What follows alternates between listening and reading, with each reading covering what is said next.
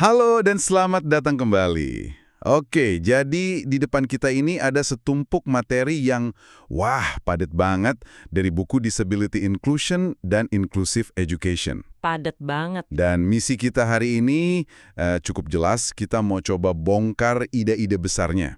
Terutama soal pergeseran cara kita mandang disabilitas. Betul. Dari yang tadinya dilihat cuma urusan medis ya, masalah perorangan. Iya, yang harus diperbaiki. Nah, menjadi sebuah isu keadilan sosial. Jadi ini tanggung jawab kita semua gitu. Oke, kedengarannya bakal dalam banget ini pembahasannya. Kita akan mulai dari ide dasarnya dulu ya. Pergeseran paradigmanya. Betul. Terus kita bedah, apa sih sebenarnya arti disabilitas itu sendiri? Baru nanti kita masuk ke prakteknya. Inklusi itu kayak gimana sih? Dan di ujung kita lihat contoh kasusnya langsung untuk disabilitas intelektual dan autisme. Siap. Oke, mari kita mulai. Jadi, titik awalnya yang paling fundamental dari semua materi ini adalah satu pergeseran besar. Dari apa yang disebut model medis ke model sosial. Model medis ini kayaknya yang paling kita kenal ya, yang intinya disabilitas itu kekurangan. Kerusakan di dalam diri seseorang. Nah, jadi fokusnya ya menyembuhkan atau memperbaiki orang itu biar bisa normal lagi. Persis. Itu pandangan yang ya sangat lama, di mana individu yang punya impairment atau gangguan fungsi dianggap problemnya. Nah, sebagai perlawanan muncullah model sosial. Ini dari gerakan aktivis kan? Betul, lahir dari gerakan aktivis disabilitas di Inggris. Dan model ini membalik total logikanya. Katanya, masalah utamanya itu bukan impairment yang dimiliki seseorang, Melainkan, melainkan hambatan yang diciptakan oleh masyarakat. Hambatan inilah yang membuat seseorang menjadi disabilitas. oke. Hambatannya itu bisa apa aja contohnya? Bisa fisik, kayak tangga di gedung tanpa lift. Bisa juga non-fisik, informasi yang cuma ada dalam format cetak, atau ya yang paling umum, stigma dari orang lain. Jadi yang cacat itu bukan orangnya, tapi masyarakatnya. Kurang lebih begitu. Fokusnya pindah. Wah. Ada analogi di salah satu sumber yang menurut saya kena banget. Yang mana tuh? Soal kursi roda. Dibilang, seseorang yang pakai kursi roda itu nggak terhambat oleh kakinya buat masuk gedung. Dia terhambat oleh arsitek yang nggak bikin jalur landai. Jadi masalahnya di desain gedungnya, bukan di tubuhnya. Gila, ini benar-benar memutar balik cara pandang ya? Dan itu efeknya sangat politis. Maksudnya? Narasinya berubah. Dari yang tadinya, tolong kasihani saya, menjadi penuhi hak saya sebagai warga negara. Ini jadi landasan untuk menuntut perubahan sistem. Bukan lagi minta terapi individual. Tepat. Minta aksesibilitas, minta undang-undang anti-diskriminasi, perubahan yang lebih besar. Oke, saya nangkep idenya. Dan itu kuat banget. Tapi muncul pertanyaan di kepala saya. Silakan. Apa ini nggak jadi terlalu menyederhanakan? Maksud saya, kalau ada orang yang setiap hari mengalami sakit kronis atau kelelahan yang luar biasa, kan aneh ya kalau kita bilang, oh masalahnya cuma di masyarakat. Pengalaman rasa sakitnya itu ya. Ya, itu kan sangat nyata, sangat personal. Pertanyaan yang bagus sekali. Dan Anda menangkap persis kritik yang akhirnya juga muncul terhadap model sosial yang, katakanlah, terlalu murni. Oh, jadi ada kritiknya juga. Justru dari para aktivis disabilitas sendiri. Mereka merasa dengan terlalu fokus ke hambatan eksternal, model sosial ini kadang jadi kayak mengabaikan pengalaman nyata dari impairment itu sendiri. Jadi seolah-olah pengalaman fisik pribadinya jadi nggak penting gitu. Betul. Ada kutipan dari aktivis Liz Crow di materi ini yang tajam banget. Dia bilang, kita nggak bisa pura-pura kalau impairment kita nggak relevan, karena itu mempengaruhi setiap aspek hidup kita. Wow. Ini pengingat bahwa realitasnya jauh lebih rumit kan? Pengalaman disabilitas itu, ya tarian kompleks antara apa yang terjadi di dalam tubuh kita dan apa yang terjadi di dunia luar. Jadi intinya kita nggak bisa cuma nyalahin masyarakat dan abai sama pengalaman fisik orang itu. Tapi juga nggak bisa sebaliknya. Tapi juga nggak bisa cuma fokus ke tubuhnya dan abai sama peran masyarakat. Kita butuh model yang bisa lihat keduanya sekaligus. Tepat sekali. Dan perdebatan inilah yang akhirnya melahirkan pemikiran yang lebih baru, yang lebih terintegrasi. Seperti model biopsikososial yang juga disebut di materi Anda. Biopsikososial. Iya, Model ini mencoba merangkul semuanya, kondisi biologisnya, kondisi psikologisnya, dan tentu konteks sosial yang membentuk pengalamannya. Bukan lagi hitam putih. Oke, ini jadi nyambung ke pertanyaan berikutnya. Kalau gitu, apa sih sebenarnya disabilitas itu? Kalau bukan murni fakta biologis, lalu siapa dong yang berhak nempelin label itu? Nah, itu dia jantung persoalannya. Materi Anda ini ngasih argumen yang cukup radikal. Apa tuh? Bahwa disabilitas itu pada dasarnya bukan observasi medis yang netral, Terus, tapi sebuah penilaian sosial. penilaian sosial. Maksudnya kayak opini gitu. Bisa dibilang begitu. Artinya, label itu sangat tergantung siapa yang menilai, di mana dan kapan.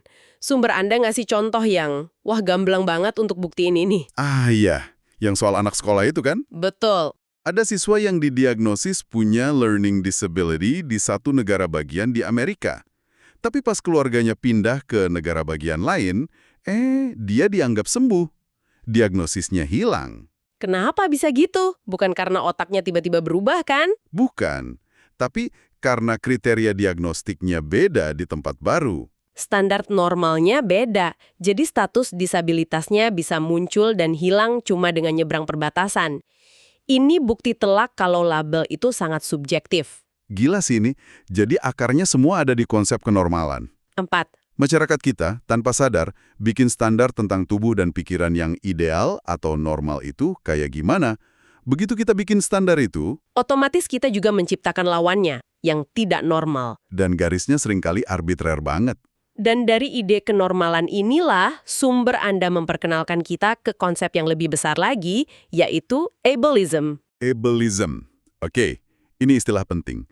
Jadi ini semacam keyakinan atau ideologi yang menganggap kemampuan tertentu.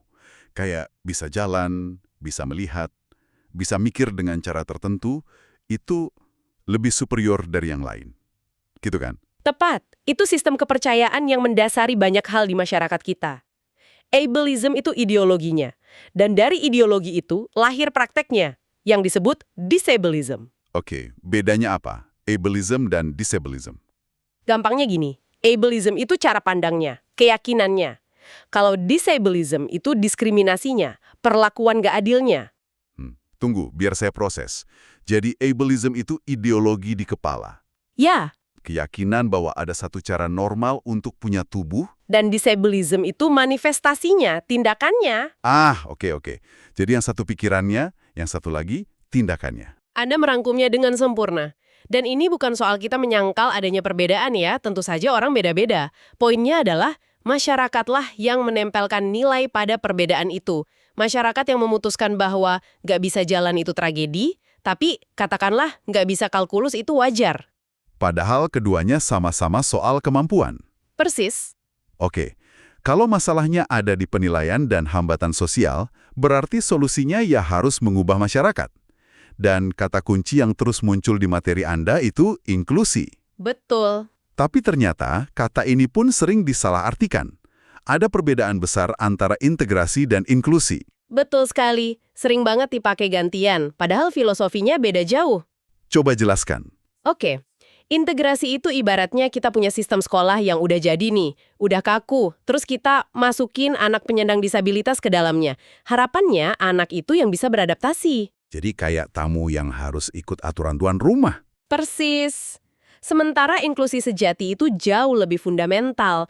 Inklusi itu bukan soal masukin anak ke sistem, tapi soal ngerombak sistemnya dari awal, biar fleksibel dan bisa melayani keragaman semua anak. Jadi sistemnya yang beradaptasi dengan anak. Bukan sebaliknya. Di sekolah inklusif, semua anak adalah tuan rumah. Oke, itu perubahan cara pikir yang besar. Lalu gimana cara mewujudkan itu di kelas? Materi Anda menyoroti beberapa strategi praktis. Salah satu yang paling menarik adalah Universal Design for Learning atau UDL. UDL. Konsep ini aslinya dipinjam dari arsitektur. Oh iya? Idenya adalah, daripada kita bangun gedung pakai tangga, terus nambahin jalur landai sebagai solusi khusus, kenapa nggak dari awal aja bikin pintu masuk yang bisa diakses semua orang? Nah, dalam pendidikan, artinya kita merancang kurikulum yang dari awal udah fleksibel, menyediakan berbagai cara bagi siswa untuk dapat informasi, untuk berinteraksi, dan untuk nunjukin hasil belajar mereka. Sumber ada nggak sih contoh yang bikin saya langsung klik? fitur closed captions atau teks di TV. Ah, iya, Awalnya kan itu dibuat khusus untuk teman-teman tuli. betul. Tapi lihat sekarang, siapa aja yang pakai? Orang nonton di tempat berisik, Saya sering banget pakai itu kalau lagi di kafe. atau orang yang lagi belajar bahasa, orang tua yang nonton film sementara anaknya tidur. Wah, itu dia. Nggak pernah kepikiran kalau itu contoh desain inklusif. Jadi solusi untuk satu kelompok ternyata bikin hidup semua orang lebih gampang. Itulah inti dari desain universal. Dengan merancang untuk yang di pinggiran, kita malah membuat pengalaman yang lebih baik untuk semua orang di pusat.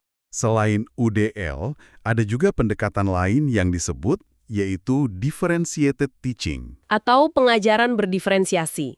Ini sedikit lebih spesifik. Kalau UDL itu soal desain besar di awal, pengajaran berdiferensiasi itu respons guru di dalam kelas.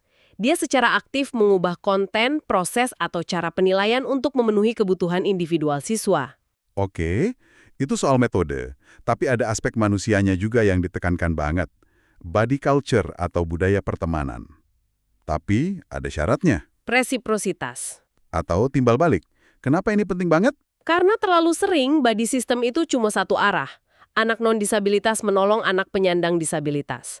Ini tanpa sadar bisa menciptakan hubungan yang nggak setara. Yang satu selalu jadi penolong, yang satu lagi selamanya jadi yang ditolong. Tepat. Ini jadi ingat zaman sekolah dulu ya, di mana membantu teman kadang terasa kayak tugas bukan pertemanan. Betul. Nah, konsep resiprositas ini mengubah itu. Inklusi sejati itu terjadi saat anak penyandang disabilitas juga diberi kesempatan untuk pakai kekuatannya untuk bantu temannya. Mungkin anak yang kesulitan nulis ternyata jago banget nenangin temen yang lagi panik. Atau anak yang pendiam justru paling teliti kalau merapikan barang. Ah, saya paham. Jadi ini pergeseran dari rasa kasihan. Benar, menjadi rasa hormat. Setiap anak punya sesuatu untuk ditawarkan. Tugas gurulah untuk menciptakan kesempatan agar kontribusi itu bisa terlihat dan dihargai. Teorinya keren, tapi gimana wujudnya di dunia nyata? Kita coba lihat kasus spesifik ya. Disabilitas intelektual. Disebutkan kalau guru seringkali merasa lebih kewalahan menghadapi ini dibanding disabilitas fisik. Benar, karena tantangannya lebih abstrak. Gimana maksudnya? Kalau disabilitas fisik, solusinya seringkali lebih konkret. Jalur landai, pintu lebih lebar, materi dalam format braille. Tapi disabilitas intelektual menuntut guru untuk mengadaptasi inti dari proses belajar itu sendiri. Kurikulumnya, apa yang diajarkan dan bagaimana cara mengajarkannya harus dipikirkan ulang. Itu jauh lebih sulit. Dan di sini budaya punya peran yang luar biasa besar ya. Ada satu studi kasus di materi Anda yang benar-benar bikin saya kaget. Kisah pemuda di India bernama Vikas. Ah ya, kasus Vikas yang punya Down syndrome. Betul. Di banyak budaya barat, kondisinya mungkin akan dilihat murni dari lensa defisit medis kan? Dianggap kurang. Tapi di komunitasnya, interpretasinya sama sekali beda. Komunitasnya nggak melihat dia sebagai cacat. Sebaliknya, mereka percaya dia suci. Bahkan punya kekuatan ilahi. Orang-orang datang minta pendapatnya untuk ambil keputusan penting. Kondisi biologisnya sama, tapi makna sosial yang dilekatkan padanya 180 derajat berbeda.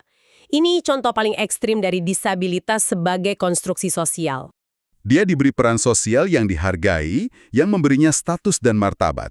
Meskipun peran itu berada di luar definisi normal kita, ini nunjukin betapa lenturnya realitas kita. Oke, mari kita beralih ke kasus kedua. Autisme. Poin pertama yang digarisbawahi berkali-kali adalah autisme itu spektrum. Artinya, nggak ada yang namanya tipikal autis. Setiap individu pengalamannya unik.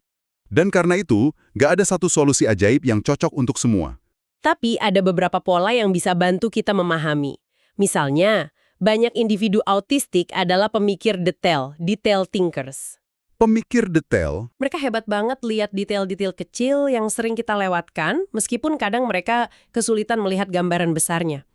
Mereka juga biasanya sangat terbantu dengan struktur, rutinitas yang jelas, dan informasi visual. ada satu kalimat di materi itu yang menggambarkan peran guru bagi siswa autistik, dan menurut saya, itu indah sekali. Yang mana? Dikatakan, peran terpenting guru adalah menjadi seorang penerjemah lintas budaya. Iya, frasa itu merangkum semuanya dengan sangat baik. Wow, penerjemah lintas budaya. Itu istilah yang kuat banget. Jadi tugasnya bukan memaksa anak autistik untuk jadi kayak anak neurotipikal, Bukan. tapi menjadi jembatan di antara dua dunia itu. Sebuah penerjemahan dua arah. Guru bantu anak lain memahami cara pandang temannya yang autistik, dan sebaliknya, bantu anak autistik itu menavigasi dunia sosial yang seringkali terasa membingungkan. Ini tentang menghormati cara kerja otak yang berbeda, bukan mencoba memperbaikinya. Betul, dan konsep penerjemah ini nyambung banget sama ide yang lebih besar, neurodiversity. Keragaman neurologis. Pandangan yang bilang kalau kondisi seperti autisme, ADHD, atau disleksia itu bukan penyakit, bukan Nah, kekurangan. Tapi, Itu hanyalah bagian dari variasi alami otak manusia, sama kayak keragaman warna kulit. ini menggeser tujuan kita sepenuhnya ya. Betul, tujuannya bukan lagi menyembuhkan, tapi mendukung dan merangkul. Kita ciptakan lingkungan di mana berbagai jenis otak bisa tumbuh dengan caranya masing-masing. Dan ini membawa kita kembali ke titik awal diskusi kita. Pergeseran paradigma dari memperbaiki individu menjadi memperbaiki masyarakat. Jadi, setelah kita bedah semua materi Anda, rasanya kita udah lewatin sebuah perjalanan pemikiran yang luar biasa ya. Dari melihat disabilitas sebagai tragedi personal, Lalu sebagai masalah hambatan sosial, sampai akhirnya memahaminya sebagai bagian dari keragaman manusia yang harus dirayakan. dan yang menjadi jelas adalah diskusi ini jauh lebih dalam dari sekedar medis versus sosial. Ini tentang pengalaman hidup yang nyata. Betul? Tentang betapa kuatnya sebuah label sosial dalam membentuk nasib seseorang, dan tentang perjuangan sehari-hari untuk menciptakan inklusi yang tulus, bukan cuma formalitas. Ini pekerjaan yang nggak akan pernah selesai. Sebagai penutup, kami mau meninggalkan satu pertanyaan untuk Anda renungkan yang terinspirasi langsung dari materi ini. Sumber-sumber ini menyinggung persimpangan antara studi disabilitas dengan studi penuaan dan studi transgender. Ini memantik sebuah pemikiran. Coba bayangkan sejenak, jika kita benar-benar merancang dunia agar inklusif bagi penyandang disabilitas, dengan desain universal, jam kerja yang fleksibel, informasi dalam berbagai format, siapa lagi yang sebetulnya diuntungkan? Mungkinkah dunia yang lebih baik untuk pengguna kursi roda juga menjadi dunia yang lebih baik untuk orang tua yang mendorong kereta bayi? Untuk lansia, untuk kurir pengantar paket, atau bahkan untuk kita semua saat sedang lelah dan butuh istirahat. Apa yang sebenarnya terjadi pada pusat ketika kita mulai serius merancang untuk mereka yang ada di pinggiran?